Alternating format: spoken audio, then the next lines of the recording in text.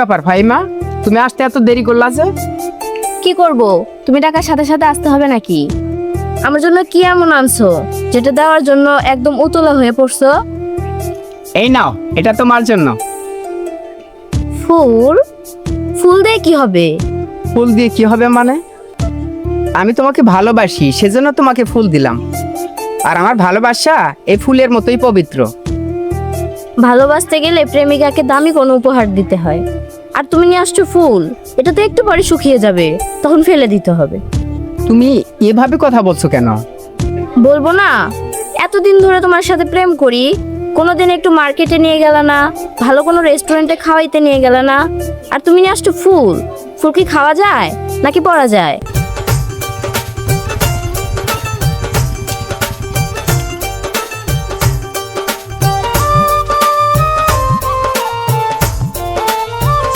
Wow, so nice bike. এরকম একটা বাইকে আমার বয়ফ্রেন্ড কিনে ঘুরতে পারলে আমার জীবনটা ধন্য হতো। তুমি কি বলছো এসব?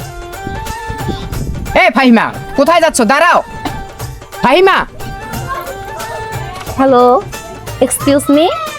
আচ্ছা, আপনার বাইকটা বুঝি অনেক দামি? হ্যাঁ, অনেক দামি, 5 লাখ টাকা দাম। আমার অনেক ইচ্ছা এরকম একটা বাইকে আমার বয়ফ্রেন্ডকে নিয়ে ঘুরবো। বেশ তো, তোমার বয়ফ্রেন্ডকে বলো এরকম একটা বাইক কিনতে। ওর স্ট্যাটাস দেখে তো মনে হয় না এরকম একটা বাইক কিনতে পারবে। আসলে ওর দ্বারা সম্ভব না। তা আপনি ঠিকই বলেছেন। আচ্ছা, কিছু মনে না করলে আপনার নাম্বারটা কি পেতে পারি? অবশ্যই, কেন না। আচ্ছা, তোমার ফোনটা দাও, আমার নাম্বার আমি তোমাকে তুলে দিচ্ছি।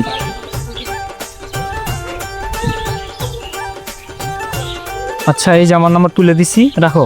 আমার একটু কাজ আছে, তো আমি যাই। আচ্ছা, বাই।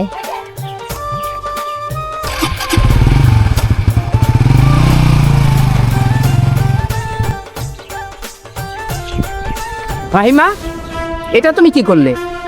তুমি আমাকে অ্যাবাউট করে একটা অপরিচিত ছেলের সাথে কথা বললে মানে? সে কৈফত কি তোমাকে দিতে হবে? নিজের স্ট্যাটাস দেখেছো একবারও? আমার কাছে কৈফত চাইতে আসছো?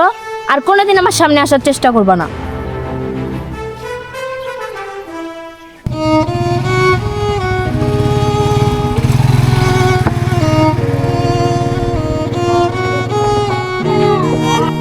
হায় রে অর্থলোভী নারী, অর্থের লোভে পড়ে আমার এতদিনের ভালোবাসা ত্যাগ করে চলে যেতে পারলা?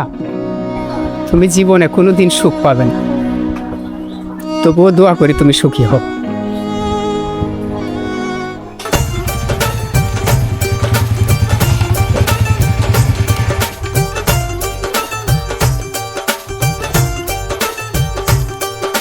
তুমি আমাকে এটা কোথায় নিয়ে আসলে? এখানে তো কোনো মানুষজন দেখতেছি না। আরে, রাস্তাঘাটে কথা বললে তো মানুষ মাইন্ড করবে।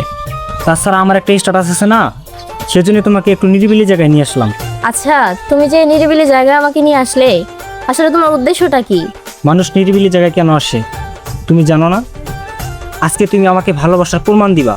ছি, তুমি এরকম?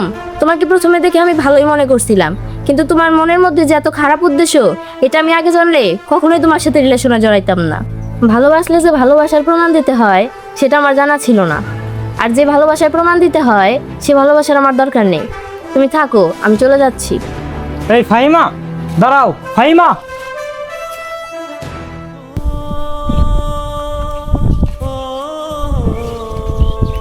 এ ফাহিমা, দাঁড়াও। কি হয়েছে তোমার? কান্না করতেছো কেন? আসলে ভুল করেছিলাম আমি। তুমি গরিব বলে তোমার ভালোবাসার মূল্যায়ন করিনি আমি। অর্থের লোভে পড়ে আমি বড়লোকের ছেলের সাথে রিলেশন করতে গিয়েছিলাম, কিন্তু আমি জানতাম না তার মনে যে খারাপ উদ্দেশ্য ছিল। তার সাথে আমি সব সম্পর্ক ছিন্ন করে চলে এসেছি। প্লিজ, তুমি আমাকে মাফ করে দাও। ফাহিমা, এখন তো তুমি বুঝতে পারছো আসলে চকচক করিলে যেমন শোনা হয় না, তেমনি সব বড়লোকের ছেলেদের মন ভালো হয় না। ভালোবাসতে মূলত একটা ভালো মনের প্রয়োজন, আর সেই ভালো মনটা আমার কাছে আছে। সেই মন থেকেই আমি তোমাকে ভালোবেসেছিলাম, কিন্তু তুমি আমার ভালোবাসার কোনো মূল্য দাওনি। ঠিক আছে, আমার কাছে মাপ চাইতে হবে না, আমি তোমাকে মাপ করে দিয়েছি। যাক, আমি ভেবেছিলাম তুমি হয়তো আমাকে জীবনে ক্ষমা করবে না। আরে পাগলি, ক্ষমা করবো না কেন? আমি যে সত্যিকারে তোমাকে ভালোবাসি, ক্ষমা না করে কি পারি?